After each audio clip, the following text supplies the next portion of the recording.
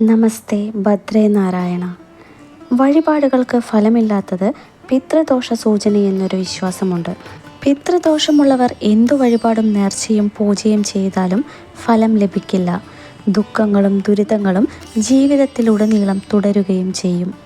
പിതൃദോഷത്തിൻ്റെ ചില സൂചനകൾ നമുക്ക് നോക്കാം. സന്താന സൗഭാഗ്യത്തിന് താമസം വരിക, സന്താനങ്ങളുടെ ആദിവ്യാധി മൂലം ക്ലേശം, കുടുംബാംഗങ്ങൾക്ക് അടിക്കടി അസുഖം ബാധിച്ച് സാമ്പത്തിക നില തകരാറാകുക, പ്രത്യേകിച്ച് കാരണമൊന്നുമില്ലാതെ വീട്ടിലെപ്പോഴും കലഹാന്തരീക്ഷം നിലനിൽക്കുകയും അതിലൂടെ മനസ്സമാധാനം നഷ്ടമാകുകയും ചെയ്യുക, വിവാഹം, ഗൃഹനിർമ്മാണം എന്നിവ എത്ര ശ്രമിച്ചാലും നീണ്ടുപോവുക, വരവിൽ കവിഞ്ഞ അധിക ചെലവ്, കുടുംബാംഗങ്ങൾക്ക് ഒറ്റയ്ക്ക് വീട്ടിൽ ചിലവഴിക്കാൻ ബുദ്ധിമുട്ട്, അകാരണമായ ഭയം, മരിച്ചവരെ സ്വപ്നത്തിൽ കണ്ട് ഉറക്കം നഷ്ടപ്പെടൽ എന്നിവ പതിവായി ഉണ്ടാകുക, വഴിപാടുകൾക്കും പ്രാർത്ഥനകൾക്കും വേണ്ടത്ര ഫലസിദ്ധിയില്ലാതിരിക്കുക, അസ്വാഭാവിക സംഭവങ്ങൾ, അകാല മരണങ്ങൾ എന്നിവ ഉണ്ടാവുക, സന്തതി പരമ്പരകൾക്ക് ജോലിയിലും വിദ്യാഭ്യാസത്തിലും ഒരു പുരോഗതിയും ഉണ്ടാകാതിരിക്കുക, സന്താനങ്ങളിൽ നിന്ന് വേണ്ടത്ര രീതിയിൽ പരിഗണന ലഭിക്കാതെ ഒറ്റയ്ക്ക് ജീവിതം നയിക്കേണ്ടി വരിക.